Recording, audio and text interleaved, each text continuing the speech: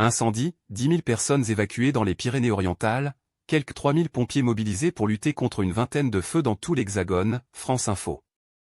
Incendie, 10 000 personnes évacuées dans les Pyrénées-Orientales, quelques 3 000 pompiers mobilisés pour lutter contre une vingtaine de feux dans tout l'Hexagone. La troisième étape du Tour de France, reliant Granollers en Espagne aux Angles, dans les Pyrénées-Orientales, aura bien lieu lundi, mais devra se dérouler, sans public, dans sa partie française.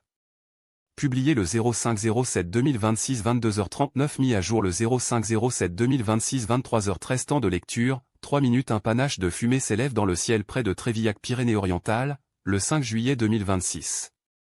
J.C. Millet AFP. Une difficile guerre contre le feu. Quelques 10 000 habitants sont en cours d'évacuation face à la propagation rapide de l'incendie qui a parcouru environ 2000 hectares dans les Pyrénées-Orientales, a annoncé, dimanche 5 juillet, le préfet du département. Les résidents du massif des Aspres, très difficile d'accès et auquel le brasier s'est désormais étendu, et ceux de la ville voisine d'Isle-sur-Theix, sur laquelle s'élèvent des panaches de fumée et que survolent avions et hélicoptères bombardiers d'eau, doivent désormais évacuer, soit un total d'environ 10 500 personnes. Ce feu gigantesque, attisé par le vent, les fortes chaleurs mais surtout une sécheresse de l'air exceptionnellement élevée, a également sérieusement blessé un habitant et un sapeur-pompier, a indiqué le préfet Pierre Regnault de la Motte. Le camion d'un équipage venu en renfort depuis Cuisa, dans le département voisin de l'Aude, s'est trouvé et pris par les flammes, a relaté le SDIS 11, les pompiers du département. Ils ont pu quitter le véhicule mais l'un d'eux a été légèrement blessé au membre supérieur. Un autre soldat du feu, une femme, a été touché dans l'Hérault, a annoncé dimanche soir le ministre de l'Intérieur Laurent Nunez. Nous avions fixé un objectif, que le feu ne devait pas franchir au sud de la route départementale 66, nous voulions éviter qu'il se propage dans le massif des Aspres, et ce que nous redoutions a fini par se produire, a déploré le préfet lors d'une conférence de presse en fin de journée. Ce massif de moyenne montagne à l'ouest de Perpignan était très aride et très difficile d'accès pour les moyens terrestres des sapeurs-pompiers, a-t-il ajouté. Hélicoptères, avions Dash et Canadair se succèdent au-dessus des flammes qui dévorent la végétation entre Trévillac et Isle-sur-Theix, à quelques 35 km à l'ouest de Perpignan. Quelques 700 sapeurs-pompiers, appuyés par 200 véhicules et 9 moyens aériens, mènent une lutte acharnée contre ce feu qui s'est déclaré samedi soir sur la commune de Trévillac, a souligné le préfet. Il a appelé les entreprises ayant des sapeurs-pompiers volontaires parmi leurs salariés à faire le nécessaire pour leur permettre de se libérer et venir aider. Face à cette situation très difficile, il a annoncé que la troisième étape du Tour de France, reliant Granollers en Espagne aux Angles dans les Pyrénées-Orientales, aura bien lieu lundi, mais devra se dérouler sans public dans sa partie française, notamment à l'arrivée, en raison de la mobilisation des secours. Sur place, les habitants évacués sont sous le choc. À l'Isle-sur-Theix, ils ont été invités à se rendre dans une salle municipale, d'où ils seront évacués vers un gymnase de la commune de Perpignan. Ailleurs en France, les pompiers luttent contre de multiples feux, notamment en Ariège, dans l'Aude, et aussi dans le Gard contre un important feu de forêt qui s'est déclenché près d'un circuit de karting à Lédenon. Cet incendie a déjà parcouru 540 hectares et l'autoroute A9 a été coupée dans les deux sens dans les directions de Lyon et de Barcelone. Dimanche soir, le feu était toujours actif mais fixé et là. Préfecture du Gard a annoncé que la réouverture partielle de l'A9 était prévue dans la soirée. Elle a ajouté, dans un communiqué, que le réseau des routes secondaires était en cours de réouverture. Les autorités ont également levé les demandes de confinement aux habitants de Cabrières et Saint-Gervasy qui avaient été invités à rester chez eux pour se protéger. Dans la Drôme, plus de 300 pompiers luttent contre un incendie dans une zone inhabitée, qui a parcouru 540 hectares depuis 3 jours dans un secteur très escarpé et difficilement accessible. Même si 90 des départs de feu sont d'origine humaine, selon les pompiers, leur développement est favorisé par la multiplication des vagues de chaleur et de sécheresse sous l'effet du changement climatique. Sujet suivant. Canicule, à quoi s'attendre durant les prochains jours, alors que les fortes chaleurs reviennent en France? France Info. Canicule, à quoi s'attendre durant les prochains jours, alors que les fortes chaleurs reviennent en France? Les températures devraient rester supérieures au normal de saison toute la semaine, avertit Météo France, alors que 16 départements sont placés lundi en vigilance orange à la canicule. Publié le 05-07-2026 18h21 temps de lecture. 4 minutes. Un reflet de soleil sur la fenêtre d'un appartement de Valence-Drôme, le 2 juillet 2025. Nicolas Guillonnet en Lucas AFP. Prudence si vous êtes dans les départements concernés. La France entre dans un nouvel épisode de forte chaleur, après la canicule historique en juin et quelques jours de répit sur la plupart du pays. Les températures devraient rester toute la semaine supérieures au normal de saison. 7 départements étaient en vigilance orange canicule, dimanche 5 juillet, et 16 le seront lundi, a annoncé Météo France. On voit le retour d'une chaleur très franche sur une très large partie du pays, résume auprès de Freuxinfo Nemo Pawlowski, prévisionniste à Météo France. Un vaste anticyclone est en train de s'installer en France et il va se renforcer, après avoir d'abord apporté de très fortes chaleurs sur la péninsule ibérique. Cet anticyclone va rester bloqué, comme lors de la précédente vague de chaleur, marquée au niveau local par de nombreux records historiques de température. Dès lundi, les maximales devraient atteindre 36 et à 39 C sur le sud-ouest, et entre 38 C à 40 C dans l'arrière-pays méditerranéen. La chaleur va se propager peu à peu vers le nord et l'ouest, avec déjà entre 35 C et 37 C dans le Poitou, le Val-de-Loire et le sud de la Bretagne, tandis que les températures devraient encore rester sous les 30 C dans les régions un peu à l'écart, comme les Hauts-de-France. Les nuits seront encore respirables au nord, mais des minimales de 24 C à 26 C sont en revanche attendues à l'aube autour de la Méditerranée. Les fortes chaleurs se généraliseront à une bonne partie du pays, mardi, avec des maximales entre 36 C et 39 C dans l'arrière-pays méditerranéen, la moyenne vallée du Rhône, le sud-ouest, le centre Val-de-Loire, l'Île-de-France et l'est de la Bretagne. Il n'est pas exclu que les températures atteignent localement 40 C, voire davantage. Il fera souvent plus de 33 C sur une bonne partie du pays, ajoute Nemo Pawlowski. Ces températures élevées concerneront toute la moitié ouest, à l'exception des côtes de la Manche et de l'ouest breton, plus épargnées cette fois-ci que lors de la dernière canicule. Les températures seront élevées sur une bonne partie du pays, le 7 juillet 2026, selon les prévisions de Météo France. Météo France pour la journée de mercredi, le prévisionniste relève une baisse significative des températures sur la façade aquitaine, temporaire, en raison d'un flux d'ouest marin. Mais à part cela, les températures resteront élevées sur le pays. De quoi égaler la vague historique du mois de juin ? Nos prévisions suggèrent quelques degrés de moins que lors de la précédente canicule, mais cela reste à affiner, répond le prévisionniste. Dans les récentes prévisions, plus on s'est approché de l'échéance, et plus les scénarios pessimistes ont fini par l'emporter. Et les dernières tendances ne sont pas forcément rassurantes. À ce stade, il est encore trop tôt pour connaître l'intensité exacte des températures à 5 ou 6 jours. Mais on sait qu'elles vont considérablement grimper pour atteindre des niveaux très élevés sur une très large partie du pays. Et s'il est également trop tôt pour en prévoir la durée, cet épisode devrait au moins durer toute la semaine.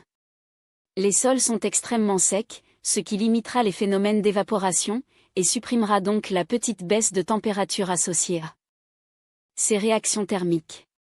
L'agence Météo France juge également la situation préoccupante sur le front des incendies. La végétation est très fragilisée après un printemps sec, et des épisodes de chaleur fin mai et en juin, souligne Nemo Pawlowski. Cette vague de chaleur survient dans un contexte de léger flux de nord, avec le Mistral et la Tramontane. Les températures très élevées seront couplées à du vent et une humidité de l'air extrêmement basse, parfois inférieure à 10. Le moindre départ de feu peut prendre de très grandes proportions. Il faudra suivre de près les prochaines journées. Le danger est jugé très élevé 7 départements, et élevé dans 41 autres, selon le bulletin dédié à la météo des forêts et à la prévention. Un incendie s'est déclaré samedi dans un massif difficile d'accès à Trévillac-Pyrénées-Orientales, où il a parcouru près de 1000 hectares. Quelques 300 pompiers sont également mobilisés dans la Drôme, afin de combattre les flammes qui se sont déclarées il y a 3 jours dans une zone montagneuse inhabitée. Cette nouvelle vague de chaleur sera la 53e enregistrée en France depuis le début des relevés. Elle intervient peu après la précédente, alors qu'il n'a pas plu depuis 1 ou 2 mois dans certaines régions. Certaines zones n'ont même pas eu le temps de souffler. L'air est resté bien chaud dans le quart sud-est, où il n'y a pas eu réellement de période de transition, souligne le prévisionniste. À Montpellier, par exemple, il fait déjà plus de 35 C depuis plusieurs jours. La canicule historique de juin a duré environ 2 semaines, avec déjà de graves conséquences sanitaires. Les décès ont augmenté de presque 30 en France et de 62 dans la seule région parisienne lors de la semaine du 22 juin, a annoncé l'agence Santé publique France. La répétition de ces épisodes porte l'empreinte du réchauffement climatique. À partir des années 2010, la France a connu une vague de chaleur presque toutes les années, hormis 2014 et 2021, souligne Nemo Pawlowski. Certaines années, il y en a eu 3, voire 4 en 2017.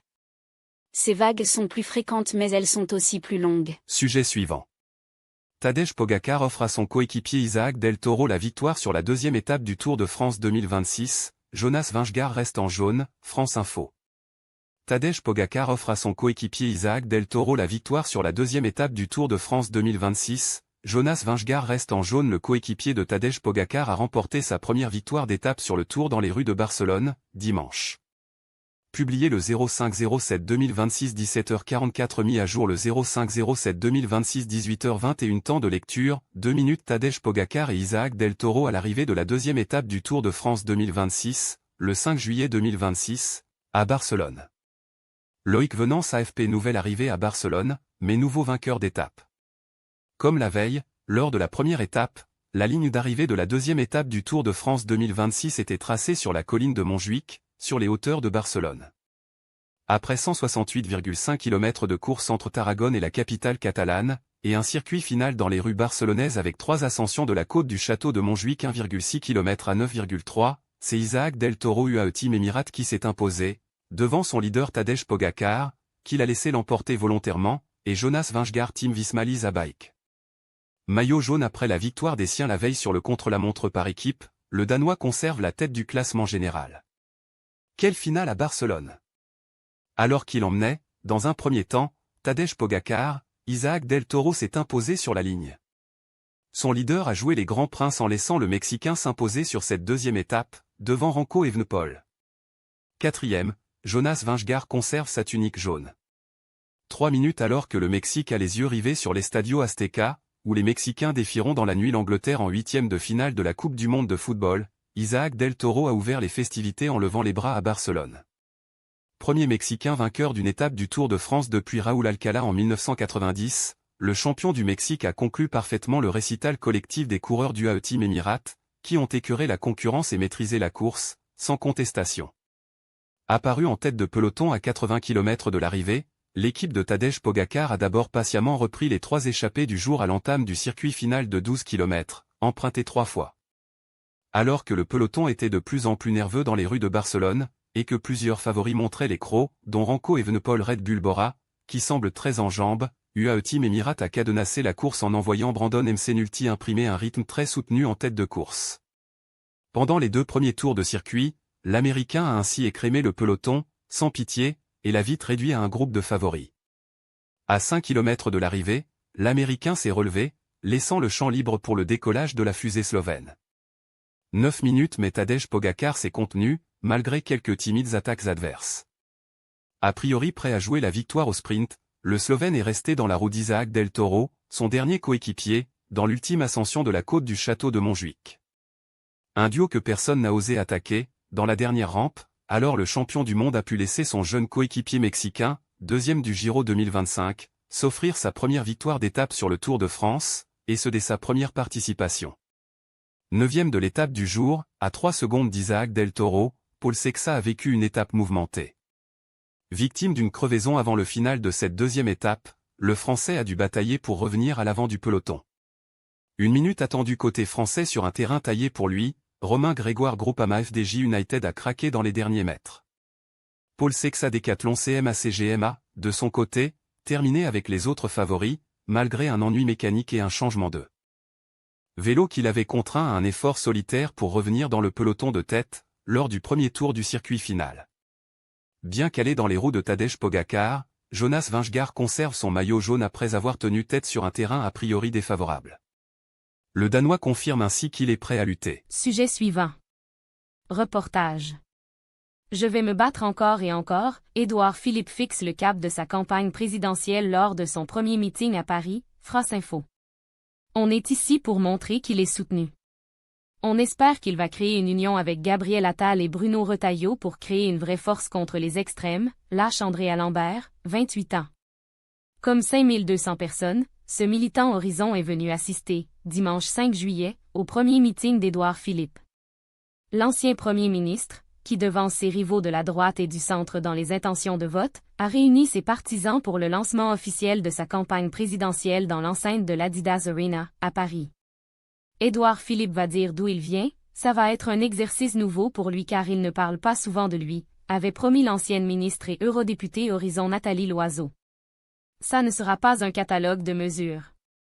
Il va fixer un cap. Dès 15 heures, le maire du Havre fait son apparition sous les cris des « Édouard président ». L'ancien lieutenant d'Alain Juppé assure qu'il va se battre encore et encore avec sa raison, son cœur et ses tripes. Accusé par ses adversaires et concurrents de promettre du sang et de larmes, il réplique en annonçant une campagne heureuse, joyeuse et optimiste. Et dévoile, au bout d'1h20 de discours, son slogan de campagne, « Croire en nous ». À quelques jours de ce rendez-vous, Édouard Philippe avait engrangé des soutiens de poids, dont la plupart sont encartés chez Renaissance, le parti de Gabriel Attal. D'abord Maude Bréjon, la médiatique porte-parole du gouvernement Lecornu, mais aussi Mathieu Lefebvre, ministre délégué à la transition écologique, lui aussi chez Renaissance. Tous les deux sont aussi des soutiens de Gérald Darmanin, le ministre de la Justice, dont l'arrivée prochaine dans l'équipe de campagne du maire du Havre ne serait pas une surprise. Mais il n'y a pas besoin d'avoir de gros ralliements pour le moment, c'est beaucoup trop tôt. Ce sont les plus jeunes pour le moment, sourit un proche d'Édouard Philippe. Et ça montre que la candidature Attal est fragile. Des ralliements balayés d'un revers de main par le patron de Renaissance. Avec moi, ça ne sera pas, on reprend les mêmes et on recommence, c'est très clair. Si vous voulez les mêmes, alors il ne faudra pas voter pour moi, avait-il assuré, vendredi, aux rencontres économiques d'Aix-en-Provence-Bouches-du-Rhône. Les stratèges Horizon réfutent aussi l'idée que seule l'aile droite de la Macronie les rejoint, citant la présence de l'ex-ministre et cofondatrice d'En Marche Astrid Panosyan-Bouvet, de l'ancien président de l'Assemblée nationale et ex-écologiste François de Rugy, du vice-président MoDem de l'Assemblée nationale, Christophe Blanchet, ou du ministre de l'Enseignement et de la Recherche, issu de la société civile, Philippe Baptiste.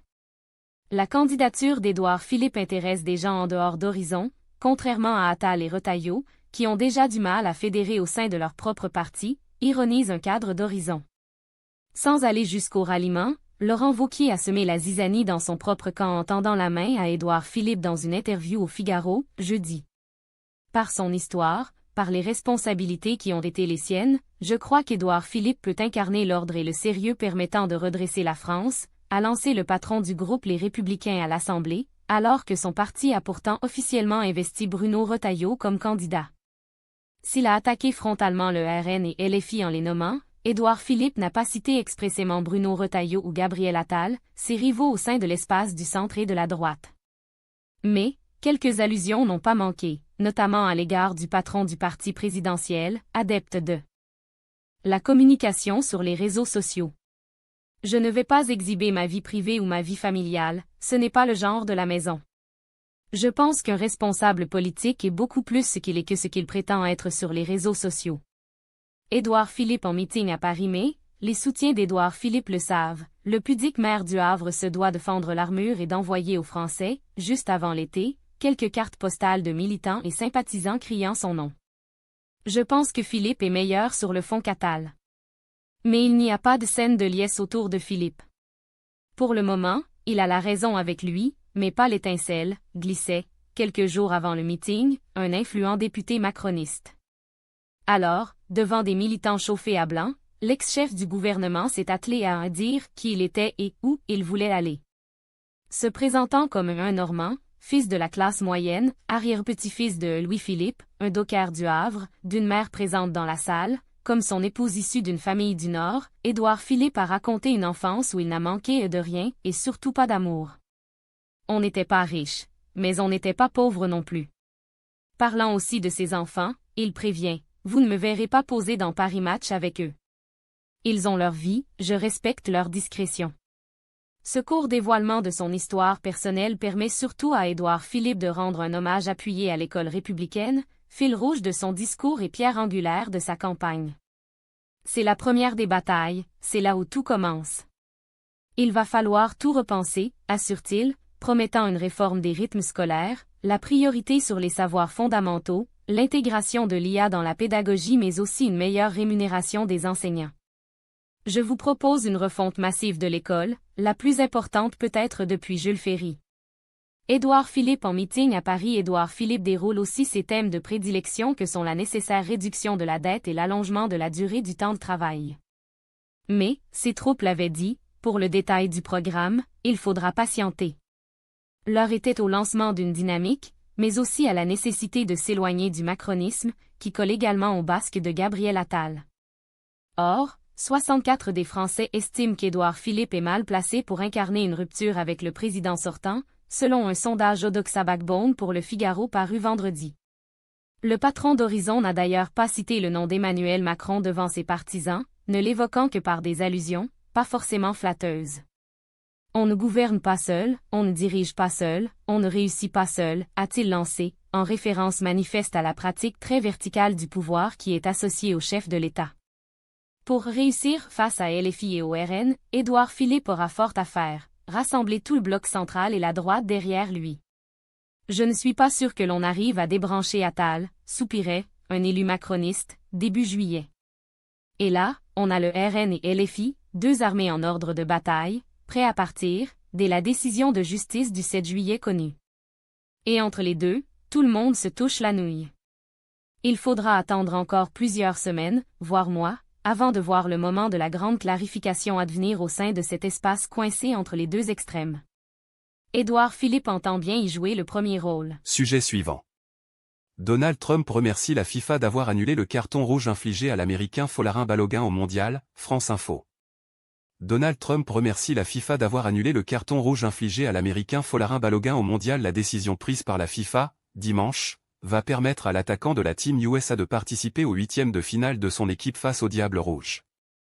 Publié le 05-07-2026 20h30 à jour le 05-07-2026 20h11 temps de lecture, 1 minute. L'Américain Folarin Balogun a été exclu par l'arbitre lors du 16e de finale de la Coupe du Monde entre les États-Unis et la Bosnie-Herzégovine, le 1er juillet 2026, à Santa Clara.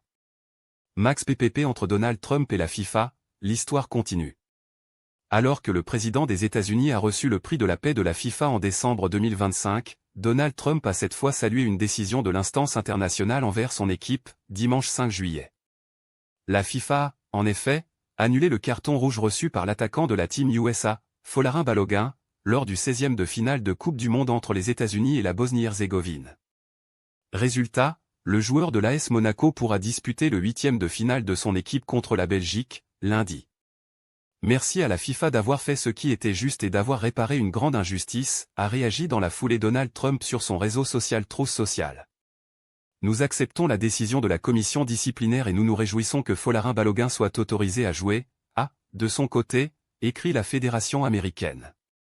Buteur en première période contre la Bosnie-Herzégovine 2-0, Balogun avait été expulsé pour un geste jugé dangereux. Dans son communiqué, la FIFA explique que la suspension du joueur de 25 ans est en sursis. En vertu de l'article 27 du règlement de la commission de discipline de la FIFA, l'application de la suspension automatique dès un match infligé au joueur américain Folarin Balogun est suspendue pour une période probatoire dès 1 an. Dans la soirée, la Fédération belge de football RBFA a réagi à son tour. La RBFA est stupéfaite par la décision de la FIFA de déclarer éligible pour le match de lundi entre les États-Unis et la Belgique le joueur américain suspendu Folarin Balogun, a déclaré la fédération dans un communiqué publié sur Instagram.